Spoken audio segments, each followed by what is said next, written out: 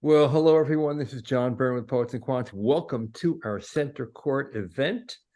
We are going to talk about the Master of Financial Engineering. This is an intense program put on by UCLA's Anderson School of Business. And it's a program with incredible career outcomes, 100% placement rate. It's 12 months of study plus a required summer internship. And we have to explore the program. Two folks on our webinar today, Eric Rayner, who's the faculty director, and Ali Shirazi, who is a 2011 graduate of the program and currently is director of market risk at Bank of America. Welcome. Thank you. Thank you for having us. Thank you. It's a pleasure. Eric, so give us the nuts and bolts of this program. Tell us who it's best suited for. We were joking before, it's not for the faint of heart. This is a serious academic program, incredibly rigorous, and the people who go through it are serious people. So, I mean, that's absolutely correct. I think if you want to come to a program like ours, I think you make a commitment to spend the next 15 months of your life really learning and really getting prepared for a career in financial services. The candidates we look for are pretty broad. That said, we are mostly looking for students with a background that is STEM or STEM adjacent. So we attract a lot of people with mathematics degrees, physics degrees, engineering degrees. Engineers tend to do very well with us because of that mix of sort of theory and practical mindedness. People with economics backgrounds do very well, but also undergraduate business majors who haven't neglected the technical side of their training. So it's perfectly fine to be an undergraduate finance major, but if you're thinking about doing a program like this, then I would say don't take the easy versions of the math courses or the statistics courses. Take the ones along with the mathematicians and the physicists and the engineers, because you'll be much, much better prepared for a program like ours. Yeah, exactly. Now, Eric, what would you identify as the hallmarks of the program? I know you have, for example, an applied project, and you have a required summer internship, and I imagine that those two experiences are vital to the overall program. Right. So I guess I would think about it as the program really looks at itself as an integrated whole. So there is technical training. We have 4 quarters. So you start in September of the first year and you go all the way through and you graduate in December then of the next year. So we've just had some students join us and they will graduate in December of 2024. So it's really a combination of, I would say, kind of 3 major streams. One is our core courses, where we seek to make sure that students have both a broad and deep grounding in the fundamentals of financial engineering. And that covers, everything from stochastic calculus, the mathematical modeling techniques, statistics, economics, how markets work, risk management, asset management. We really try to cover a lot of bases there. Then I would say we have a wide set of electives, so students can start to explore corners of the curriculum that potentially lead them down certain career paths, and they can choose from those. One of the neat developments over the past year, and it's one of the things I'm proud of during my time here, is we now have a very healthy exchange of students and courses between MFE and our MBA programs here at UCLA Anderson. So, for example, now a bunch of our students every year are fully enrolled in a course that is sponsored by the MBA program on ESG investing. So we really try to maximize using our resources here at Anderson. The third component then is the careers preparation component, and I suspect we'll dig a little bit more into that. But starting from before the first quarter even begins, we start to coach our students on interview techniques, preparing their resumes. We run some short courses on preparing for technical interview questions. We set up coaching sessions with our alumni so they can learn from our alumni how their career paths have evolved. There are a whole bunch of elements along the way. And then you've mentioned, of course, the internship and the applied finance project. And the applied finance project is conducted in the last quarter with our students. And the idea is to connect the learning in the classroom to actually applying it in projects, working with real live companies who are genuinely interested in the outcomes, not in a purely academic sense, but as something that they can potentially make use of. Right. Makes total sense. So let's turn to Ali. What led you to pursue the degree in the first place? Yeah, thanks, John. So maybe I give you a little bit of background how I got to the UCLA and that program. So I started in engineering. I did a bachelor and master in engineering, and I started designing oil offshore platforms. And then I went to graduate school, got a PhD in engineering. And after that, I started working in New York, designing high-rise buildings. Then later, I moved to the same office in Las Vegas. Again, design high-rise buildings. I have designed like Cosmopolitan in Las Vegas and Wood Market Center. I have to also design a couple more in East Coast, like Connecticut. Then I moved to LA because of the same company designed World Trade Center in New York. They opened an office there.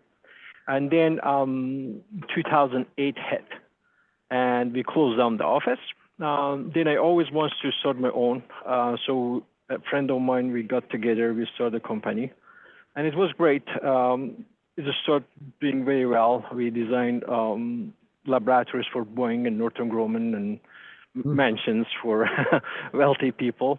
But it was one of the things like a company announce a good revenue and the share drops because it doesn't meet the expectations. So that was exactly for me. So I always thought, okay, if I start my own, it's going to be great, but I find out it's not easy. It's like having a child. You have to be very patient, work through and raise it. So, and then things start with my partner that we started the company. And I got to the point that I kind of didn't want to continue on that path. You can call it midlife crisis or whatever. And same time, I met a friend of mine who did a PhD in electrical engineering, and he was studying in UCLA, and he told me about the program. I never heard about the program. I knew very well about the MBA. As a matter of fact, when I audited a couple of courses in the business school, but I never heard about this specific program. It was, I believe, he was the second class. It was the second program that he attended. So it was pretty new program in that time. And when he described it, it was like, wow, that's great. I mean, I never heard about this. This is wonderful. So I negotiated with my wife to get a sabbatical in that time, and we had like 2 kids. But I went to the program and I loved it. It was it was a year in that time, and it was intense, but I loved it. It was one of my best experience in my whole years going to school from undergrad all the way to PhD. Wow. So the program was really, really good in terms of meeting my expectation, even exceeded. It was intense though. It was because in that time it was 1 year, very, very short, but I loved every minute of it. The professors were great. The school was great. And it was really, really good program. So that, then after that, I got a job through their help with the Federal Reserve Bank of New York, and then later on I moved to Bank of America. So what was the learning experience like? You say it's intense. Did you see your wife during those months? Not really. so sometimes I go back and look at the pictures of my daughter. At that time, she was 1 year old, and I said, "Oh, I never remember that." So because I was most of the time in the school studying, and I really appreciate the family being patient with me. but yes, it is intense for sure. So you have to study hard, but it was great because there are times that you study and you don't feel it's translate to real work in terms of gaining experience. But I never felt that way when I was in that program. So it was very, engineered toward to generate results, and you be marketable after graduation. Now, what did your applied project involve? So there is this applied project which also I got a reward, they give me the best project, which I work on it, and I really was excited about it. So during summer, which I did an internship, I also work on that project. So it is basically, I know right now the program work with the industry to get like a good project that are related to industry. In that time, we could pick our project, and I pick to do a better pricing in terms of options pricing. So it was a real program, and it involved to doing research, find out what's been done, and then to find to how I can improve it, code it, and generate results. So it was not like a pure something that you just do and shelf it and nobody's going to use it. It was something that helped me to understand a real problem, and when you're doing it and coding it, basically you learn, oh, there is this problems, how you want to solve this. Like optimization, for example, sometimes doesn't converge. So it was not something that you do it in an abstract way. It was a real problem, and you do it and you generate real results, which was very close to the project that you do after graduation. So in that sense, it was a very good experience working with the project and working with them. So it's a little bit different than doing a dissertation, let's say, for Master of Science, because in Master of Science, it's more towards science and solving a problem scientifically.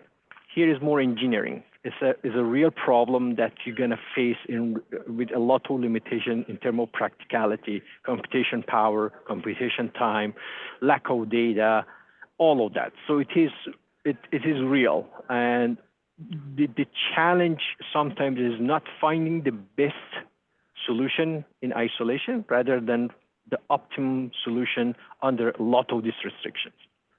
Yeah, which is life itself.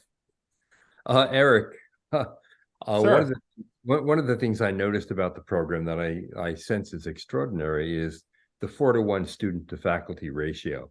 And I'm thinking that both the intensity and the rigor of the program is one reason why it's so faculty heavy. Is that right? Well, I think that's right. But I think it's also kind of part of our philosophy here at UCLA.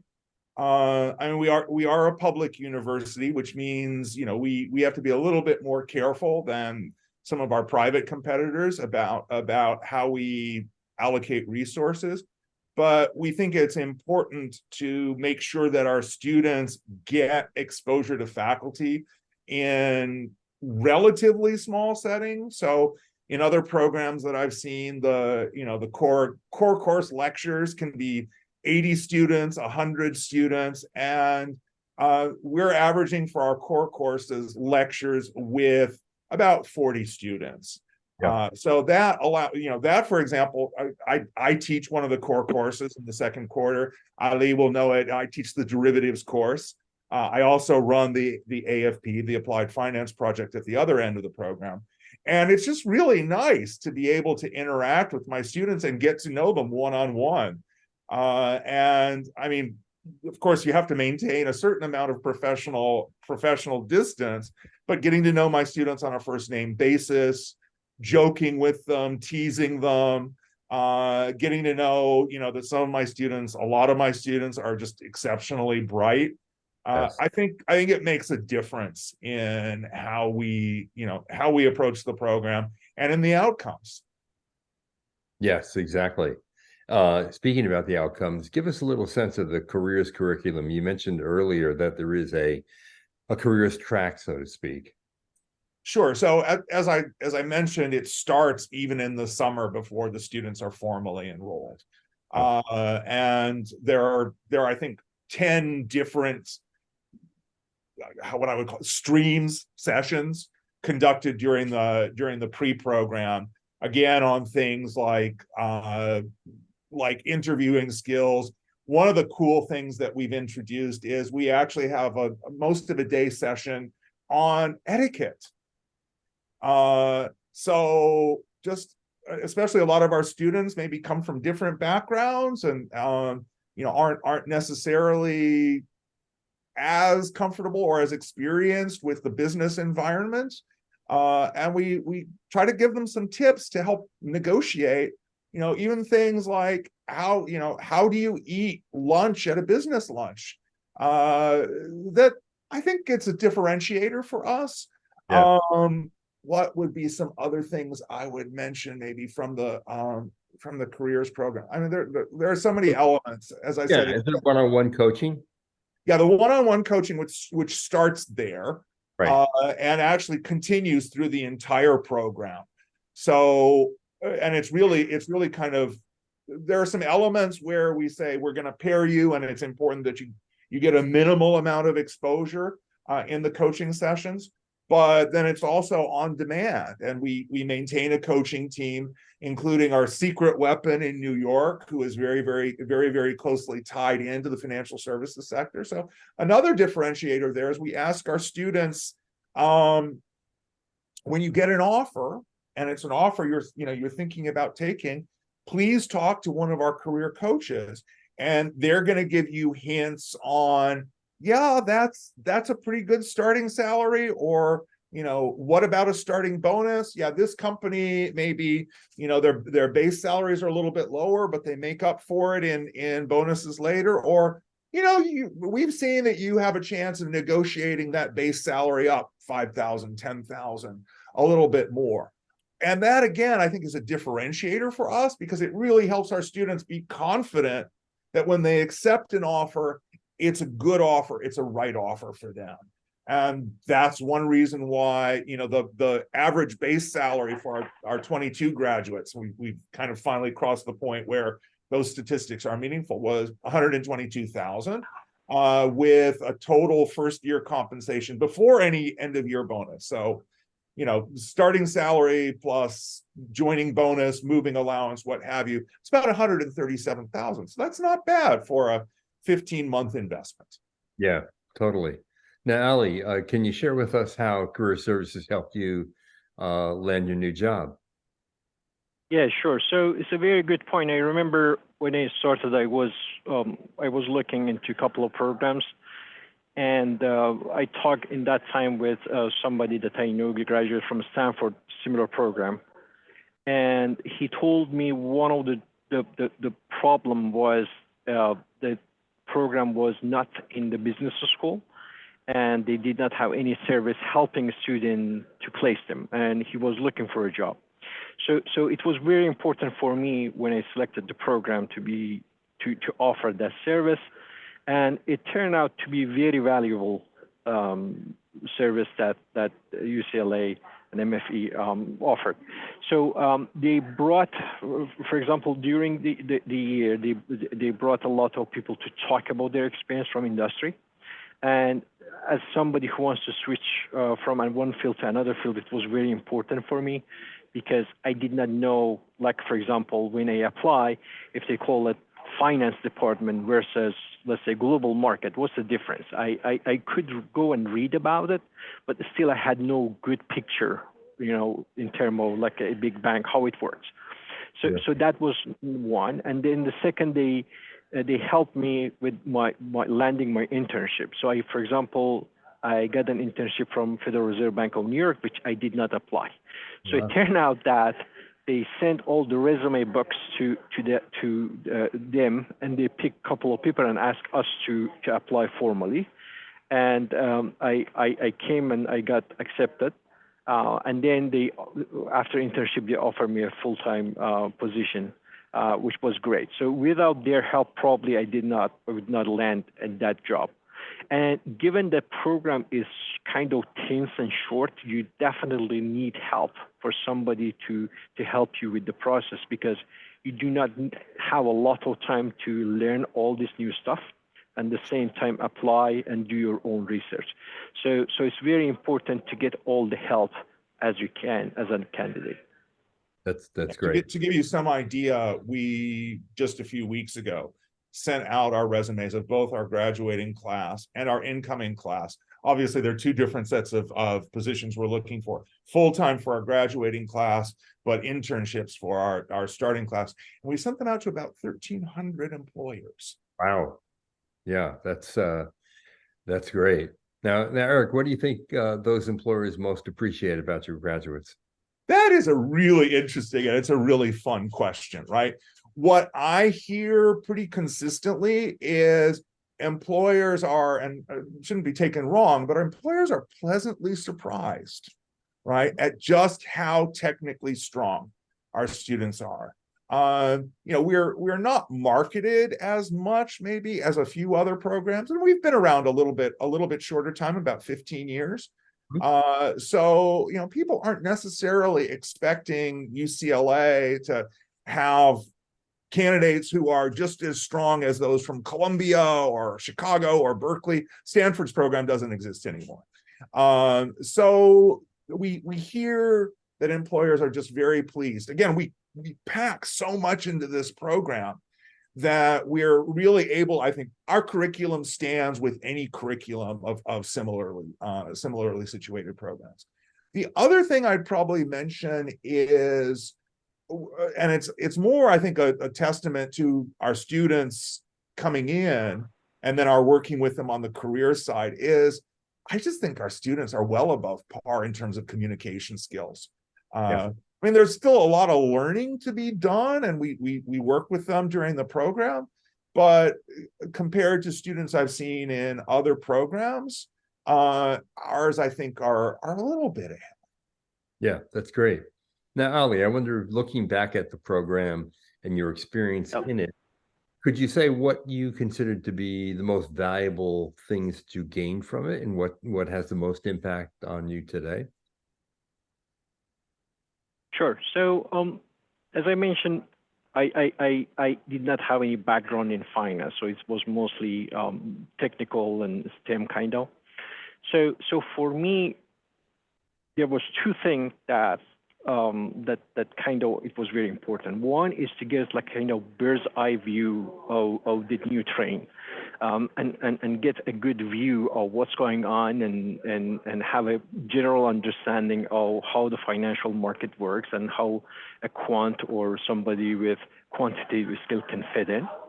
But in the same time, I want to learn actual skill to do the job. So the technical skill combined with the bird's eye view is a hard to come by in a short period of time, because some of the program might give you a good generic view of, and they basically spread too thin, or some of them are very concentrated, let's say, in a very specific thing, like, for example, let's say stochastic calculus or coding.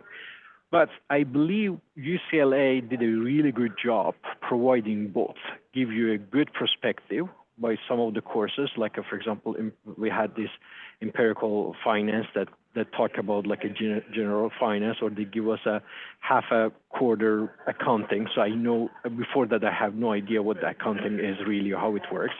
But then we had this hands-on experience of coding some projects, and price, let's say, derivatives or a tranche or anything like that. So it was a very good mixture of everything, given it was a short program. So I really enjoyed gaining experience in both part of the program that they covered. Great. Now, Eric, what would be your advice to someone who's considering this program? What kind of thought process should they be going through? What kinds of questions should they be asking themselves? Good. That's really, really good. And it's thought-provoking. So I would, and I can post onto the chat some links to our program web pages. So I'd say take a look at the curriculum, not just the titles of the courses, but drill down a little bit and see what the content of the courses is. Look around our careers site and see, okay, the kinds of companies that we place with to get a little bit of an idea. There are some great chat boards out there. In particular, there's QuantNet, which is almost like a universal community for students who are interested in these types of programs. Maybe try, if you know of anyone who's working in finance or who has in quantitative finance, try to talk with them a little bit, try to understand a little bit about their career trajectory. Obviously, we'd love to talk to candidates, and again, I'll try to post a link or two to start a dialogue. We'd be happy to talk to candidates as well. But I think there are probably two angles that I would focus on. Is one, is the curriculum something that would attract my interest directly? So not just these are high-paying jobs or what have you. I mean, that's right. True, but ultimately, is the content, is the material something that you would enjoy learning? And then maybe try to poke around a little bit and think about what are the potential career paths.